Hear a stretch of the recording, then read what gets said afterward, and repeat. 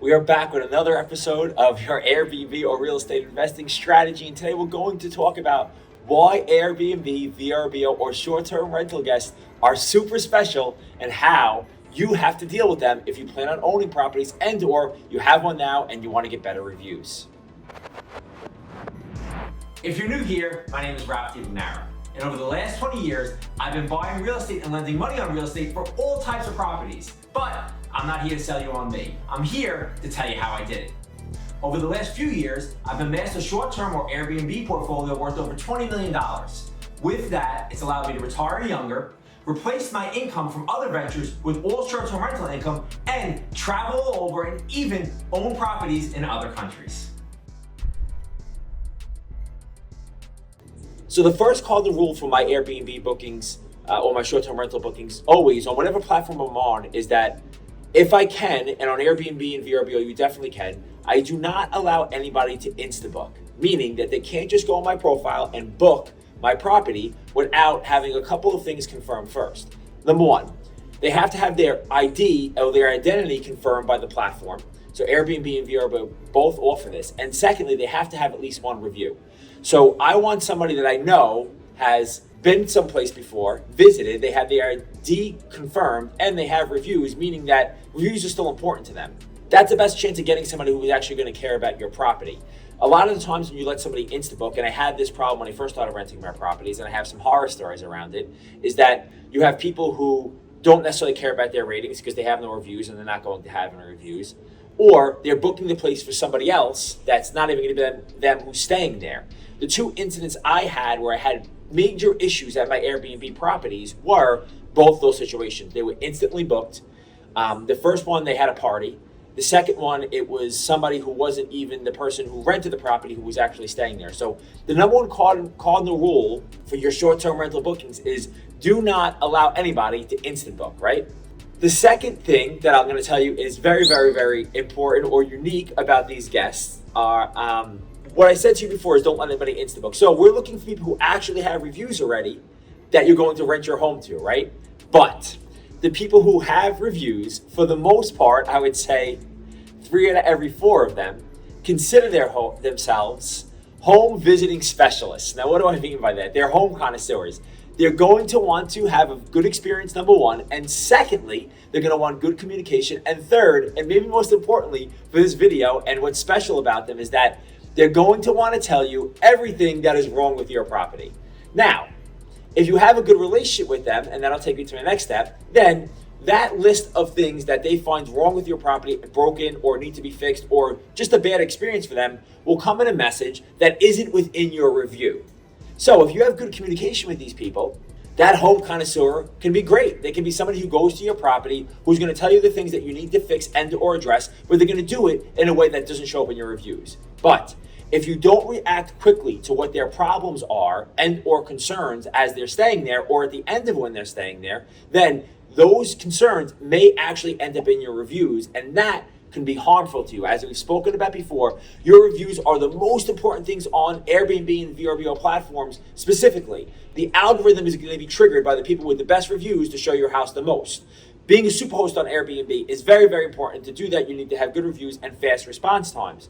A good relationship with your visitors is most important, and to do that, when they call you with a concern or message you with a concern, it's to respond back quickly that you can have it fixed. So a lot of times if something's broken, we have a handyman ready, or somebody locally, if it's not us, ready to go to the property and fix the issue. That's number one. And secondly, if we can't, we'll say, hey, sorry about that, we're going to have it addressed.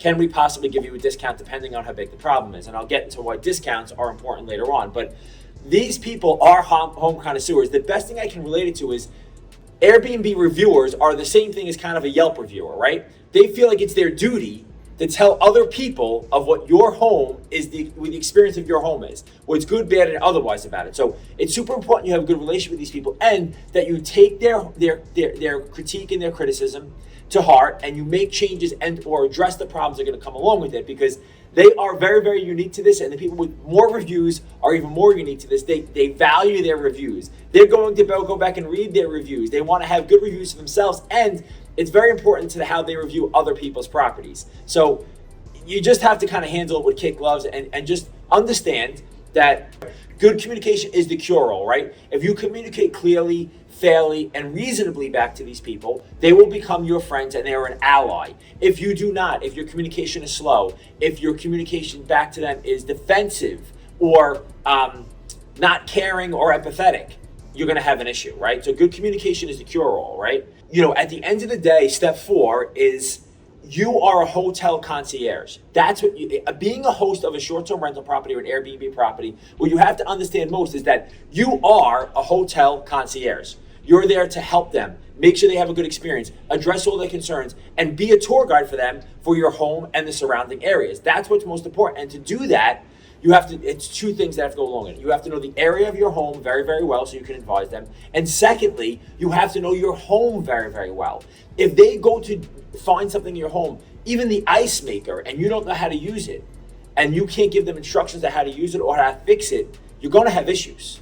You have to know your house inside and out, and you have to know the area that they're renting inside and out. So these are 2 super, super important things when renting your home, right? You're the hotel concierge. And most importantly, in being a hotel concierges don't get offended when somebody says something bad about their hotel. You cannot take critique of your home offensively, right? You can't get defensive about things that people say about your homes, because if you do, it's going to set up a bad relationship between you and the visitor, and that's going to be a huge issue for you when it comes time for reviews. So as a hotel concierge, it's important that when somebody's talking poorly about your house or critiquing your house, that you do not take offense to it, right? That's step number 4. Don't be defensive about your house, right? You need to be reasonable and empathetic when you respond to them. And lastly, and maybe most importantly in all of this that I'm speaking to, you're going to find this a lot, and I think that it's something to very, very much be aware of when you're renting your home on short-term rental platforms, is beware of the discount hunters. Some people are going to rent your home, they're going to pay a price. Once they get there, they're going to start to look for things that are wrong so they can get a discount while they're staying there. You have to, in some situations, refund people money back.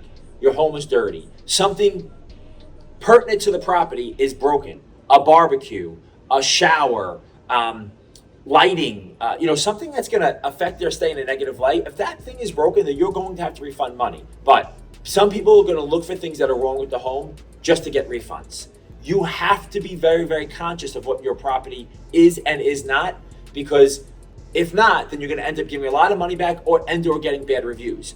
It's important to document your whole entire conversation within the Airbnb and VRBO platforms, because if you get a bad review where they're asking for a discount after they leave, you can go back to the messaging, and when you speak to Airbnb and VRBO, everything is in the conversation. Hey, I addressed this. Hey, this is in the description of the home, and I'll give you a really, really good example.